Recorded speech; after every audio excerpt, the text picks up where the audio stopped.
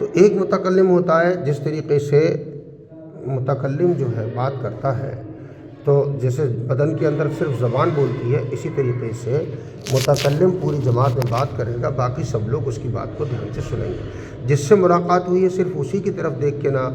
بات کریں اور اس کا ہاتھ چھوڑ دیں مسافر کی بات، ایسا نہ اس کا ہاتھ پکڑے نہ کس کے اور وہ کہہ رہا ہے کہ لو بھئی یہ میں ہی گنہگار ہوں ان سب میں، بلکہ سب کو مخاطب کر کے متکلم بات کرے، اپنے آپ کو بھی مخاطب کرے اور سب ساتھی اس کی طرف توجہ دیں، اور اس کو ایسا نہ لگے جس سے ملاقات ہوئی ہے کہ یہ میں ہی گنہگار ہوں سب سے زیادہ، مجھے ہی جو ہے سنا رہے ہیں، ایسا نہ لگے۔ تو متکلم قبر حشر کی تھوڑی سی بات اس کو جلا دلا کر اس کو ابھار کر مسجد میں لانے کی کوشش کرے۔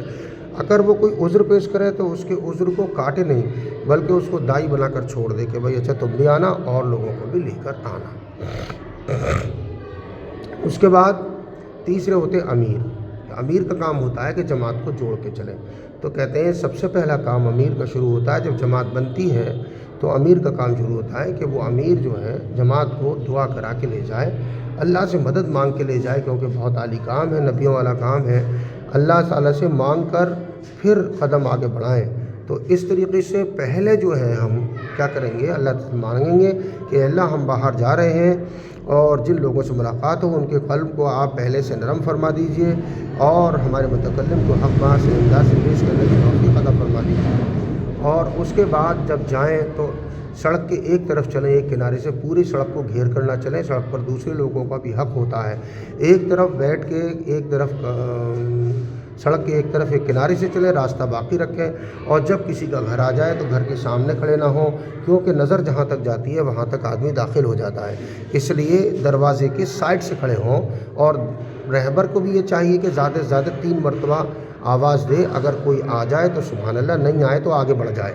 اور جب متکلم بات کرے تو رہبر بھی اس کو سنے، ایسا نہ ہو کہ وہ کنڈی کھٹکھٹاتا رہے، 1 کو 2 کو 4 کو جن کو بلانا ہے پہلے بلا کے کھڑا کر لے، اس کے بعد خود بھی بات سنے متکلم جب بات شروع کرے، کہ جب رہبر بھی ہو، سب لوگوں کی ہم سب محتاج ہیں، ہم کہنے والا بھی محتاج ہے، سننے والے بھی محتاج ہیں، لہٰذا متکلم کی بات کو اچھی طرح سے سنیں تاکہ دل میں جم جائے۔ اور جب ہم جائیں تو راستے میں جو ہے تیسرا کلمہ پڑھتے ہوئے جائیں، اگر ہم گلیوں میں گشت کر رہے ہیں تو تیسرا کلمہ پڑھیں، اور بازاروں میں گشت کر رہے ہیں تو چوتھا کلمہ پڑھیں۔ اور گلیوں میں گشت کریں تو ہماری جماعت میں 6 سے 8 آدمی ہو سکتے ہیں، 10 بھی ہو سکتے ہیں، ہم اتنے آدمی لے جا سکتے ہیں اگر گلیوں میں کر رہے ہیں، اور اگر ہم بازار میں گشت کر رہے ہیں تو زیادہ لوگوں کو نہ لے جائیں، زیادہ سے زیادہ 4 آدمی جائیں، کیونکہ بھیڑ نہ لگ جائے اور تماشا بن جائے۔ تو بازار میں کلمہ چوتھا پڑھنا ہے اور زیادہ لوگوں کو لے کے نہیں جانا ہے، اور تیسرا کلمہ پڑھتے ہوئے ہم چلے جائیں۔ اور جب امیر جو ہے کسی کو غافل دیکھے تو کلمے کی تلقین کرے، بلکہ اس کے برابر میں تھوڑا زور سے کلمہ پڑھنا شروع کر دے، تیسرا کلمہ، تاکہ اس کو یاد آ جائے۔ اور اس طریقے سے بہت فکروں کے ساتھ، جیسے کسی کا 2000 کا نوٹ گر گیا ہو، کتنی گہری نظر سے دیکھے گا، ایسی فکر کے ساتھ، فکروں کے ساتھ جائیں، ہماری بے فکری لوگوں کے سامنے نمایاں نہ ہو، ایک لگے کہ ایک فکر کے ساتھ ایک جماعت جا رہی ہے۔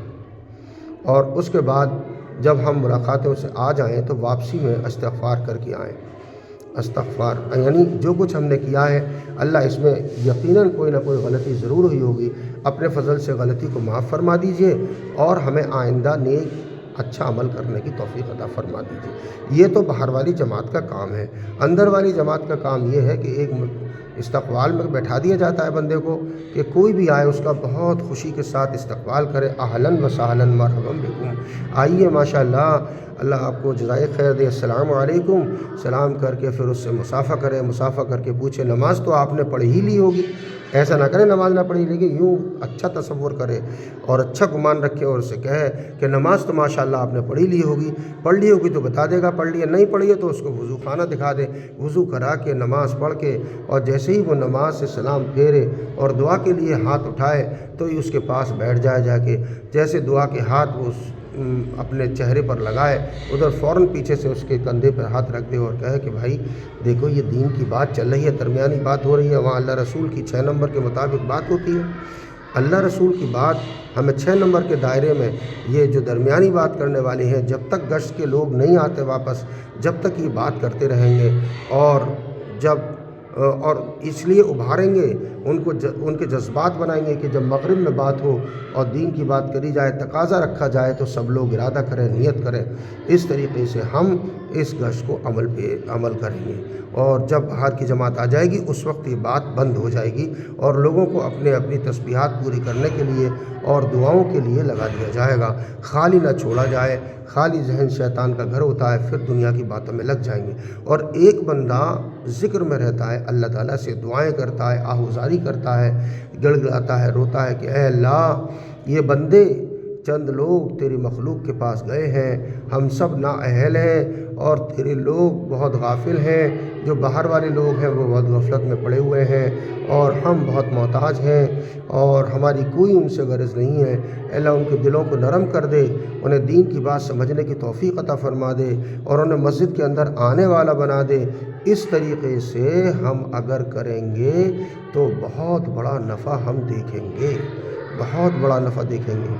تو اللہ تعالیٰ کی خوشامد یہاں مسجد میں ایک کونے میں بیٹھ کے اللہ کی خوشامد ہو رہی ہے کہ اللہ تعالیٰ بندوں کے دلوں کو پھیر دے اور مسجد کا شوق اور مسجد میں آنے کی توفیق عطا فرما دے۔ ادھر باہر جائیں، باہر والی جماعت بندوں کی خوشامد کر رہی ہے، بھئی اللہ سے تعلق پیدا کرو، اللہ نے ہمیں پیدا کیا، اللہ ہی کے پاس ہم کو جانا ہے اور اللہ تبارک و تعالیٰ کو اپنی زندگی کا حساب دینا ہے، لہٰذا اللہ سے تعلق پیدا کرو، اللہ کے حکموں کو مانو تاکہ اللہ خوش ہو جائے اور ہماری دنیا بھی بنا دے اور ہماری آخرت بھی بنا دے۔ اس طریقے سے ہم گشت کریں گے تو انشاءاللہ تعالیٰ بہت نفع ہوگا۔ اب گشت والی جماعت اٹھ کے اور گشت کے لیے چلی جائے، ایک استقبال میں بیٹھ جائے، ایک دعا میں بیٹھ جائیں اور ایک درمیانی بات کریں، اور جب گشت پورا ہو جائے اور گشت والی تشریف لے آئیں اس کے وقت اس جماعت کو چھوڑ دیں جو اس سے آپ بات کر رہے ہیں، اور اس کو اپنی تسبیحات، تیسرا کلمہ ایک تسبیح، دوسرا اور